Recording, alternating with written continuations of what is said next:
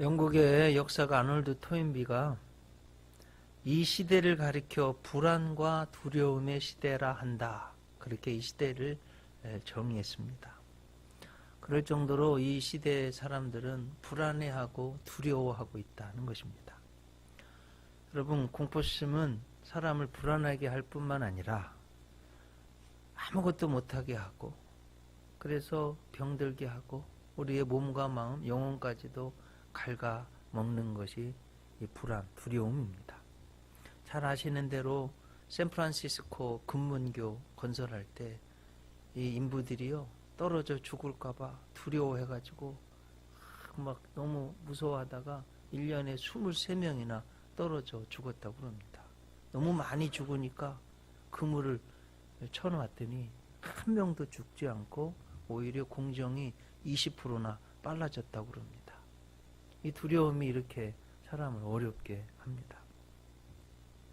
여러분, 두려움이 있는 곳에 행복이 있을까요? 네, 두려운데 어떻게 행복할 수 없잖아요. 네. 그래서 우리 성도들이 꼭 싸워야 될 것 중에 하나가 이 두려움. 마귀는요, 어떻게 해서든지 하나님의 자녀들을 두려워하게 하고 불안하게 하고 믿음으로 살지 못하게 하고 그렇게 하려고 합니다. 오늘 성경은 풍랑을 만나서 막 죽음에 두려워하는 그 제자들을 공포로부터 구원해 주시는 주님의 은총이 나옵니다. 어찌하여 무서워하느냐, 오늘 성경에 보면 나오는데 그 제목으로 은혜를 나누겠습니다.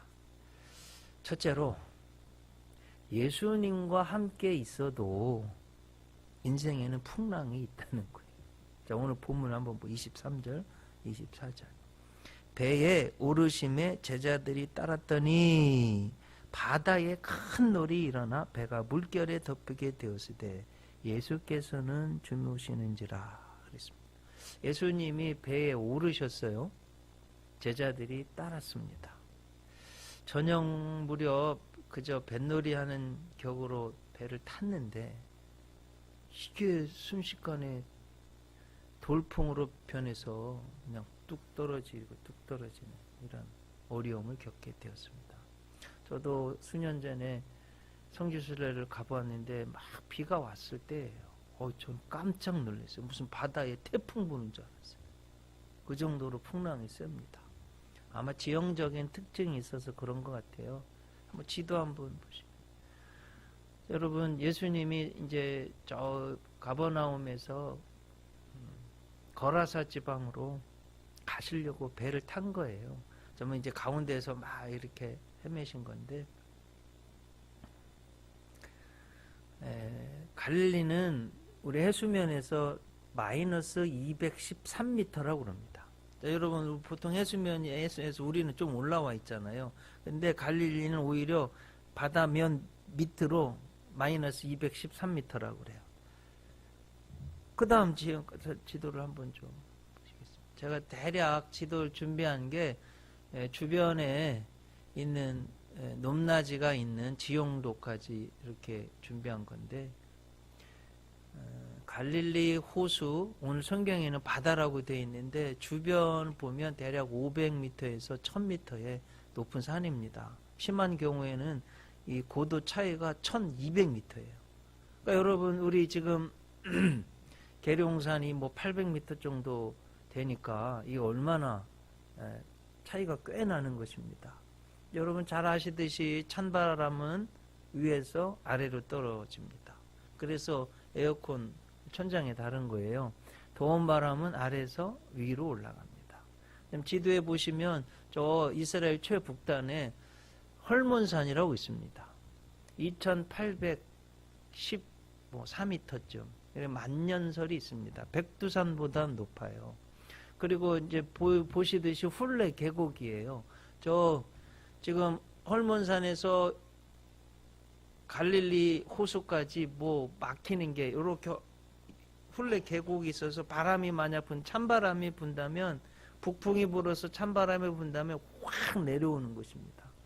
그러니까 이게 지금 찬바람이 위에서 아래로 떨어지고 갈릴리 지역은 따뜻하거든요. 그러니까 따뜻한 바람이 위로 올라가면 휙 하면서 이렇게 돌풍이 부는 거예요. 그래서 갈릴리 호수가 엄청난 돌풍이 붑니다. 또 한 가지는 저 여러분 보시는데 지중해에서 왼쪽이죠. 지중해에서 저 산을 넘는 찬 바람이 갈릴리 호수하고 호수의 따뜻한 바람하고 붙어서 돌풍이 일어납니다. 그래서 뭐 지금 지형적인 특징 때문에 실제로 돌풍이 일어나는 거예요. 오늘 성경에 보면 큰 큰 노을이라고 되어 있는데 신약 성경의 독특한, 그러니까 신약 성경의 원어는 그리스어, 헬라어라고 그러죠. 그리스어입니다. 거기에 보면 메가세이스모스라고 되어 있어요. 메가세이스모스. 여러분 뭐 메가처치, 메가 뭐 이렇게 나오는 그 루트가, 뿌리가 여기 메가스 헬라어예요. 큰. 그리고 세이스모스라는 단어는 뭐 하나님이 마태를 통해서 쓰게 하셨는데 뭐 여러분 뭐 물이 있다면, 폭풍이 있다, 뭐가 있다면 뭐 예를 들면 소나기라든지 장대비라든지 호우라든지 돌풍이라든지 이런 단어를 쓸 수 있는데, 그런 단어로는 표현할 수 없는 엄청난 폭풍을 말할 때 세이스모스를 쓰는 거예요. 그래서 이런 뜻을 가지고 있습니다. 엄청난 폭풍, 거대한 파도, 또 폭력을 수반한 소란, 지진 등입니다. 이것이 영어에 그대로 들어와서 지질 연구학자들을 세이스몰로지스트 이렇게 말하고요. 지질 측정계를 세이스모그라프 이렇게 말합니다. 그러니까 영어의 많은 단어들이 헬라어에서 신약 성경을 쓰여진 데서 온 것을 알 수 있습니다. 특별히 이 메가스 세이스모스는 풍랑도 의미하고 또 폭력을 수반한 소란, 지진도 의미합니다.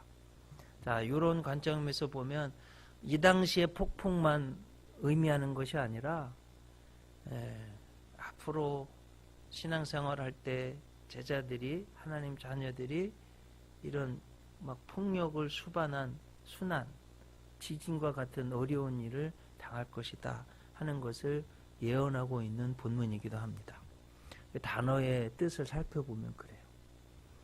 그래서 여러분, 갈릴리 바다는 세상, 배는 교회, 제자들이 만난 폭풍은 교회와 성도에 대한 핍박, 특별히 어둠의 세력에게 당한 환난을 상징합니다.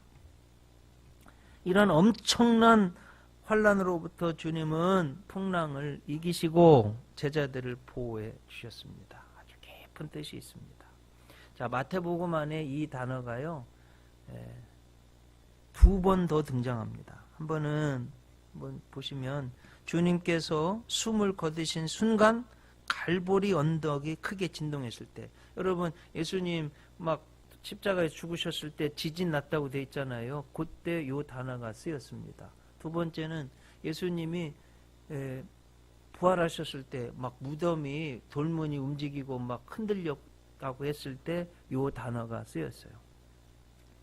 그래서 이것은 예수님의 놀라운 은총의 격동 3부작이라고 할 수 있겠어요. 마태복음에 3번 쓰였는데, 첫째는 예수님께서 막 흔들리고 할 때 그 십자가로부터 그 흔들림에서 구원해 주셨다. 두 번째는 무덤에서 주님이 그 진동 속에서 죽음을 이기셨다 하는 거고요. 바다에 두려워 떨고 있는 이 제자들을 이 두려움을 가라앉히게 해주셨다. 이 은총을 말씀하고 있습니다. 또 이제 오늘 본문을 보면 여러분, 예수님 제자들이 예수님을 따랐다는 것은 엄청난 결단을 의미합니다. 유명한 말씀이죠. 마태복음 4장 19절, 예수님이 제자들을 부르신 인생의 전환점, 내 삶의 목표가 바뀌어진, 저는 4.19 의거 이렇게 해서 외웠어요. 마태복음 4장 19절. 말씀하시되 나를 따라오너라, 내가 너희로 사람을 낚는 어부가 되게 하리라. 그때요, 베드로하고 안드레는 그물을 버려두고 쫓았다고 되어 있고, 야고보하고 요한은 배와 아버지를 버리고 쫓았다고 돼 있어요. 생계의 수단이에요. 그물은. 배는 어부들에게는 뭐 삶의 터전 그 자체잖아요. 이스라엘에 있어서 아버지를 버리고 쫓았다는 것은 대단한 결단을 의미합니다. 그렇게 쫓았어요. 특히 오늘 여러분 성경 본문 앞에 보면 한 제자가 예수님께 주여 아버지가 돌아가셔서 장사 지내고 쫓아가겠습니다. 그럴 때 예수님 뭐라고 하셨어요? 죽은 자는 죽은 자들로 장사 지내게 하고 너는 나를 따르라고 했습니다. 이 문맥을 가만히 보았을 때 이 사람은 아마 예수님을 좇지 못했을 가능성이 높아요. 그런데 지금 제자들은 예수님 어디를 가든 쫓아가고 배를 타고 가시는데도 쫓아가는 거예요. 그러면 주님과 함께 동행하고 믿음의 결단이 있었고 주님과 함께 주님의 일을 하고 있으면 이거 뭐 풍랑이 없어야 될 텐데 주님 믿고 쫓아가고 이렇게 하는데도 풍랑이 있고 어려움이 있고 위기가 있다 이 말씀이에요. 그래서 여러분 이 본문 속에서 이걸 아셔야 돼요. 예수님이 그러셨어요. 세상에서는 너희가 환난을 당하나 담대하라 내가 세상을 이기었노라 하시니라. 그러니까 주님과 함께 있어도 풍랑은 고난은 위기는 찾아온다는 거예요. 그래서 이런 어린아이 같은 신앙을 안 가지셨으면 좋겠어요. 주님, 제가 주님 믿는데 이런 어려움이 어떻게 있습니까? 주님이 살아계시다면 이런 풍랑은 저에게는 없어야 되지 않아요. 이런 좀 어린아이 같은 신앙은 없어야 됩니다. 여러분 주님과 함께 하다 보면요 마귀가요 시험 이게 마귀가 우는 사자같이 두루다니며 삼키차를 찾으면서 예수 믿는 사람들 시험을 가져다 주는 거예요. 자 중요한 건 그다음 문제는 이걸 어떻게 대처하느냐예요. 둘째 보면 예수님은 풍랑을 보는 시각이 달랐어요. 오늘 여러분 본문 말씀 보세요. 25절 26절 그 제자들이 나와 깨우며 이르되 주여 구원하소서 우리가 죽겠나이다. 예수께서 이르시되 어찌하여 무서워하느냐 믿음이 작은 자들아 하시고 곧 일어나서 바람과 바다를 꾸짖으시니 아주 잔잔하게 되거늘. 자 여러분 베드로는요 뼈가 갈릴리에서 자랐어요. 그런데 풍랑을 어떻게 할 수가 없어요. 아마 이 상황을 보면 마태 같은 경우는 배를 한 번도 안 타본 사람이 지금 토하느라고 정신없을 거예요. 세리들은 아주 뭐라고 그럴까 흥정에 능한 사람들인데 지금 흥정할 수도 없는 상황입니다. 제자들은 입에서 쓴내가 날 정도로 풍랑과 싸우고 있습니다. 거의 죽게 됐어요. 그런데 예수님은 주무시고 계세요. 사실 앞에 문맥을 보면 상황을 보면 예수님이요 얼마나 많은 사람들이 쫓아다니는지 밥 먹을 겨를도 없이 힘드셨어요. 그래서 사실은 쉬러 가신 거예요. 배 타러. 그리고 갈릴리 호수의 배들은요 그렇게 큰 배는 아니고 중간 배쯤 되는 거고요. 그 고물 뒷쯤에 가면 제가 마가복음 4장 38절 보면 예수께서는 고물에서 베개를 베고 주무시더니 아예 풍랑이 있어 제자들은 죽을 고생하는데 예수님은 평안히 주무시는 거예요. 아예 베개를 뱄다고 되는데 이 베개가 어디서 나왔느냐 이렇습니다. 여러분 지난주에 제가 말씀드렸듯이 배에는 평형수가 꼭 필요하다고 그랬잖아요. 이 당시 갈릴리 이 호수의 이 중형 배들은 고물에 대략 45kg 되는 모래로 된 주머니를 놓고 있어서 그 풍랑이 일 때 균형을 잡아주는 꼭 놓고 다녔다고 그래요. 모든 배들이. 그러니까 주님이 지금 배 뒤편에 푹 들어간 데 가셔서 그 모래 백을 빼고서 주무시고 계시는 거예요. 너무나 다른 태도잖아요. 제자들은 너무 두려워서 지금 예수님을 두려우면 여러분 믿음도 없어지고요. 바른 판단도 하지 못하고 이렇게 됩니다. 그동안 지켜봤던 예수님에 대한 믿음을 다 잃어버렸어요. 자 여러분 마태복음 4장 19절에서 예수님이 제자들을 부르셨다고 그러고 오늘 지금 성경은 마태복음 몇 장이에요? 8장이에요.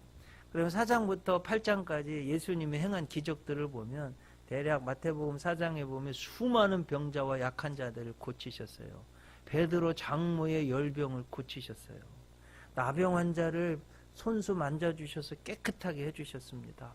우리가 잘 아는 로마의 백부장 하인이 중풍병이 들었어요. 예수님께 와서 고쳐달라고. 그래 가자. 오실 필요 없습니다. 말씀만 하시면 내 하인이 나을 줄 믿습니다. 믿음이 크다. 가라. 내 믿은 대로 될지어다.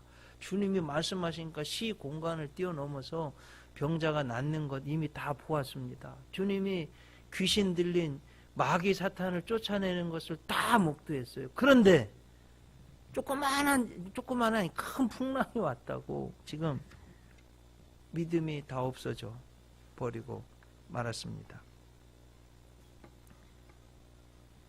여러분, 두려우면요 제대로 된 판단도 할 수 없고 어려움도 생기고 뭐 이렇게 됩니다. 더 큰 문제는 제자들뿐만 아니라 모든 사람들이 두려움에 사로잡혀 있다는 거예요. 예를 들면 아돌프 히틀러는 두려움이 없을 것 같은데, 마르틴 리멜러라는 목사님이요 아돌프 히틀러와 저항하는 아주 영웅적인 투쟁을 벌였던 독일의 목사님이셨습니다. 1933년 독재자 히틀러와 첫 대면할 수 있는 기회를 가졌어요. 그래서 그 연설장에 가서 뒤편에 서서 있었습니다. 그리고 집에 돌아왔어요. 사모님이 물어보는, 여보 오늘 뭐 특별한 거 좀 느낀 게 없습니까? 이렇게 물어보니까 이 리멜러 목사님이 하는 말이에요. 총통이란 친구 단단히 겁을 먹었다고 눈에 보일 정도로 떨고 있었어. 600만 명을 학살한 절대 권력을 가졌던 히틀러조차도 두려워했다는 겁니다. 여러분, 모든 사람들에게는 두려움이 있다는 말씀이에요. 성공학의 대가인 나폴레온 힐 박사가 사람들이 두려워하는 7가지 공포를 말을 했는데 한번 들어보세요. 우리 모두에게 다 있는 겁니다. 첫째, 가난에 대한 공포. 둘째, 일을 실수하고 또 실패했을 때 사람들에게 비난당할 것에 대한 공포. 세 번째는 질병에 대한 공포. 네 번째는 사랑을 상실할 때 오는 공포. 다섯째는 늙음에. 여섯째는 자유를 잃어버릴까 봐 사람들이 일곱 번째 맨 마지막은 모든 사람들이 죽음에 대한 공포를 가지고 떤다는 거예요. 참 맞는 말이죠. 오늘 제자들도 이 풍랑 때문에 죽음에 대한 공포를 떨고 있습니다. 그런데 예수님은 평안히 주무셨다는 거예요. 이게 중요합니다. 하나님을 믿으신 거예요, 예수님. 하나님이 역사하시면 이건, 그래서 풍랑 속에서도 예수님은 평안하셨습니다. 하나님은 하나님의 자녀를 지켜주십니다. 예수님이 이 믿음이 있었어요. 그러니까 여러분들도 이 믿음을 가지시기 바랍니다. 이사야 41장 10절이 성경에서 가장 유명한 말씀 중에 하나예요. 두려워하지 말라. 내가 너와 함께함이니라. 놀라지 말라. 나는 내 하나님이 됨이니라. 내가 너를 굳세게 하리라. 참으로 너를 도와주리라. 참으로 나의 오른손으로 너를 붙들리라. 이렇게 말씀하셨어요. 자, 여러분, 복음서에서 예수님이 가장 많이 권면하시고 명령하신 게 뭘 것 같아요? 두려워하지 말라. 무서워하지 말라. 두려워하지 말라. 예수님, 복음서에 보면 예수님의 직접적인 명령이 125번 나옵니다. 그 중에서 두려워하지 말라, 무서워하지 말라, 담대하라, 마음을 강하게 하라, 안심하라. 이 가르침이 21번이나 나옵니다. 뭔 소리예요? 주님이 사랑하시는 제자, 하나님의 자녀들, 하나님의 백성에게 꼭 하시고 싶은 말씀이요. 두려워하지 말라는 거예요. 안심하라는 거예요. 하나님의 이 말씀에 여러분 위로를 받고 용기를 가지시기를 바랍니다. 몇 가지 말씀드리겠습니다. 마태복음 10장 31절. 두려워하지 말라. 너희는 많은 참새보다 귀하니라. 참새가 한 아스리온에 팔리는 것도 하나님이 결정하셔야 되는데 너희는 한 참새보다 귀하기 때문에 두려워하지 말라는 거예요. 마태복음 9장 2절 작은 자야 안심하라 내 죄의 사함을 받았느니라. 6장 25절 마태복음 목숨을 위하여 무엇을 먹을까 무엇을 마실까 몸을 위하여 무엇을 입을까 염려하지 말라. 여러분 염려한다고 아무 문제가 해결되지 않아요. 염려하지 말라. 누가복음 8장 50절 예수께서 들으시고 이르시되 두려워하지 말고 믿기만 하라. 그리하면 딸이 구원을 얻으리라. 두려워하지 말라. 마태복음 14장 27절 예수께서 즉시 이르시되 안심하라 나니 두려워하지 말라. 또 마태복음 10장 28절 몸은 죽여도 영혼은 능히 죽이지 못하는 자들을 두려워하지 말고. 여러분 이거 누구예요 이게? 몸은 죽여도 영혼은 죽이지 못하는 누구예요? 마귀 사탄 말이에요. 두려워하지 말라는 거예요. 누가복음 12장 32절 적은 무리요 무서워 말라 너희 아버지께서 그 나라를 너희에게 주시기를 기뻐하시느니라. 요한복음 14장 1절 너희는 마음에 근심하지 말라 하나님을 믿으니 또 나를 믿으라. 계속해서 주님이 그 말씀하시는 거예요. 누가복음 24장 38절 예수께서 이르시되 어찌하여 두려워하며 어찌하여 마음이 의심이 생기느냐. 자, 마태복음 17장 6절 이건 변화산에서 하신 말씀. 제자들이 듣고 엎드려 심히 두려워하니 예수께서 나와 그들에게 손을 대시며 이르시되 일어나라 두려워하지 말라. 마태복음 24장 6절 마태복음 24장 25장 뭐예요? 소묵시록이라고 그랬죠? 세상 끝날이에요. 그날에 난리, 전쟁, 환란, 어려움이 있을 때 주님이 해주신 말씀이에요. 난리와 난리 소문을 듣겠으나 너희는 삼가 두려워하지 말라. 이렇게 말씀하셨어요. 여러분, 전 세계 화약고가 우리 대한민국이에요. 그런 중에도 우리 그리스도인들 두려워하지 마세요. 하나님이 꼭 지켜주실 줄 믿습니다. 자, 세 번째로 예수님이 내 인생의 주인이 되시면 풍랑은 잠잠해집니다. 오늘 본문 26절 보세요. 예수께서 이르시되 어찌하여 무서워하느냐 믿음이 작은 자들아 하시고 곧 일어나서 바람과 바다를 꾸짖으시니 아주 잔잔하게 되거늘 이랬어요. 자, 여러분 주님이요 바람과 바다를 꾸짖었다고 되어 있어요. 우리 하나님은 홍해도 가르시고 요단강도 가르시고 물에게도 명령하실 수 있는 하나님이세요. 예수님도 하나님의 아들로서 바다와 바람을 꾸짖으셨어요. 상당히 의미 있는 말씀이죠. 근데 여러분 본문을 한번 깊이 보시면 바다와 풍랑보다 더 먼저 꾸짖은 것이 있어요. 뭘까요? 한번 보세요. 제자들의 작은 믿음. 이걸 꾸짖으셨어요. 믿음이 작아진 거예요. 풍랑 때문에. 마가복음을 보면 더 심각해집니다. 마가복음 4장 40절 이에 제자들에게 이르시되 어찌하여 이렇게 무서워하느냐 너희가 어찌 믿음이 없느냐. A little faith라고 되어 있어요. 조그만 믿음. 마태복음에서는. 근데 마가복음에서는 아예 믿음이 없다고 되어 있습니다. 배에 물이 들어오니까 죽을까 봐 믿음이 다 사라져 버렸어요. 여러분 조그마한 어려움, 경제적인 어려움, 환경의 어려움, 여러분을 막 짓누를 때 믿음이 없어지고 믿음이 다 사라지고 믿음이 작아지고 이러면 안 됩니다. 네? 막 배에 물이 막 들어온다고 내 마음에요 두려움, 공포심이 가득 차고 예수님은 없어져 버렸어요. 이러면 안 됩니다. 배에 물이 들어와도 내 마음에는 주님을 향한 믿음이 있어야 돼요. 주님이 이걸 원하시는 거예요. 네? 특히 오늘 본문을 보면 제자들이요 뭘 믿지 못하냐면 예수님의 능력을 믿지 못하는 거예요. 우리가 죽게 된 것을 돌아보지 않습니까? 여러분 예수님이 잠을 주무셨다는 것은 괜찮다는 거예요. 그리고 하나님의 때가 있다는 거예요. 주님 이렇게 어려움인데 왜 안 도와주십니까? 예수님은 나의 때가 하나님의 때가 있다는 거예요. 자, 여러분 보세요. 우리들은 인간적인 수단, 방법을 동원하지만 우리 주님은 믿음이라는 것은 하나님의 사람에 의해서 믿음에 의해서 하나님의 때에 하나님의 역사가 일어난다는 말씀이에요. 이걸 꼭 믿으시기 바랍니다. 제가 좋아하는 말씀 가운데 하나가 시편 121편 4절이에요. 이스라엘을 지키는 자는 졸지도 아니하시고 주무시지도 아니하시리로다.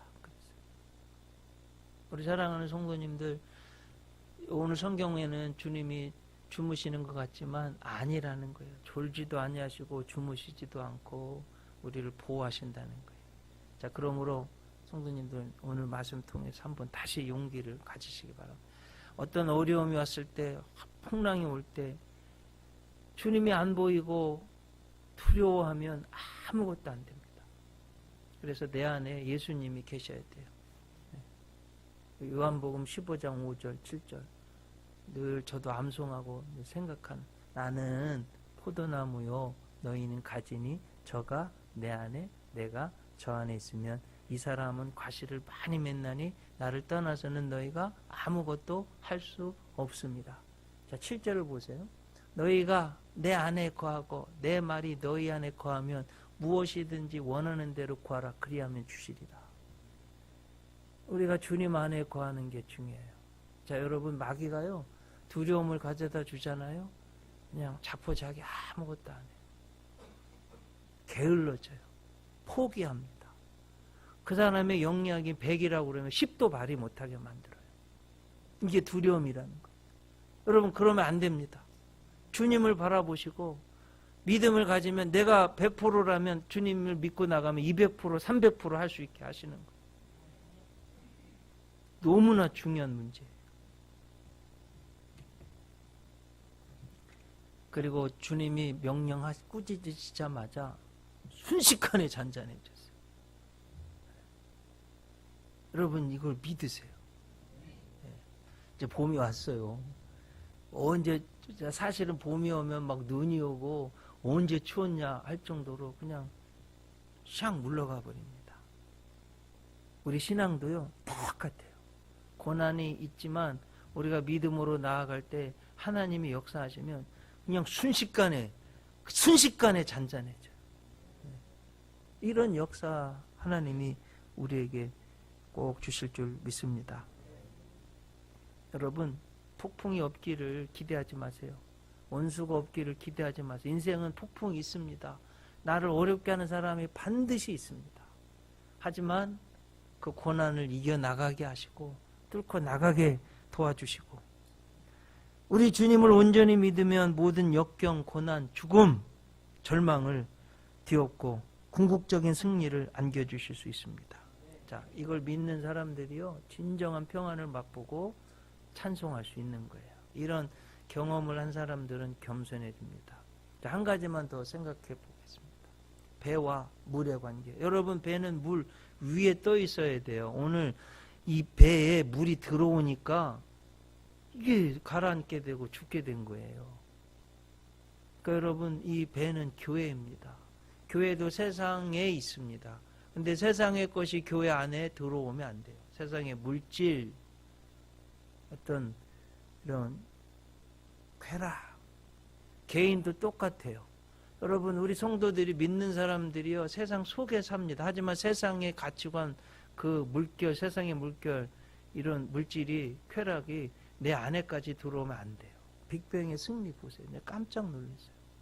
사실 제가 젊은이들에게 복음을 전하기 위해서 신문을 유심히 읽는데, 빅뱅이 뭐 세계적인 그룹이잖아요. 맨 마지막에 합류한 걸 알아요. 저 남쪽에서 정말 겨우겨우 합류했어요.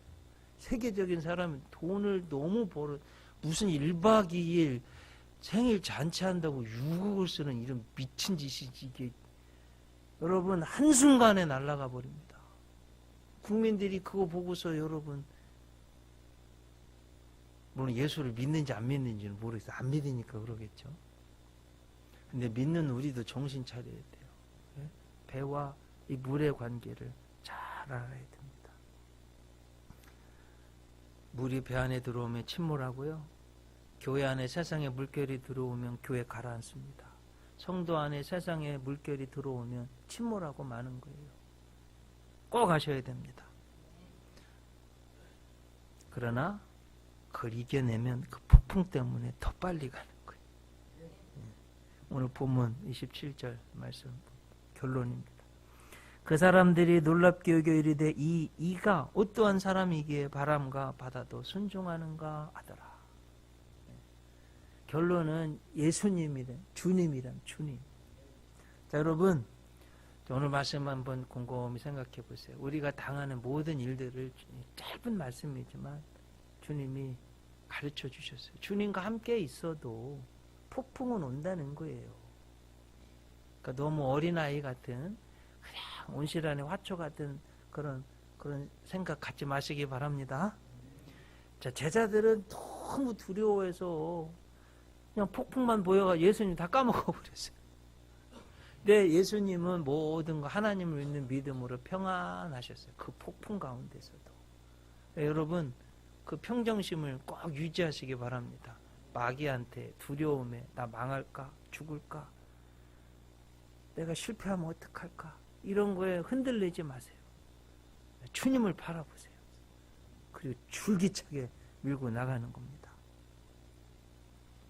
내 인생에 내 마음에 주님이 가득 차면 순식간에 평안해지는 거예요. 네. 여러분 두려움에 사로잡히면 아무 일도 못하지만 두려움을 극복하면 모든 것을 할 수 있어요. 네. 아무것도 무섭지 않습니다. 예수님이 나와 함께 하시면. 이게 우리 예수 믿는 사람들의 특권이에요. 네. 기도하시겠습니다. 주님, 풍랑 중에 있는 제자들을, 믿음이 다 없어진 제자들을 오히려 세워주시고 저들을 구원해 주셨습니다. 주님을 잘 믿으라고, 흔들리지 말라고 해주신, 두려워하지 말라, 무서워하지 말라, 하나님을 믿으라고 하신, 나를 믿으라고 하신 이 말씀을 꼭 마음에 새기게 하시옵소서.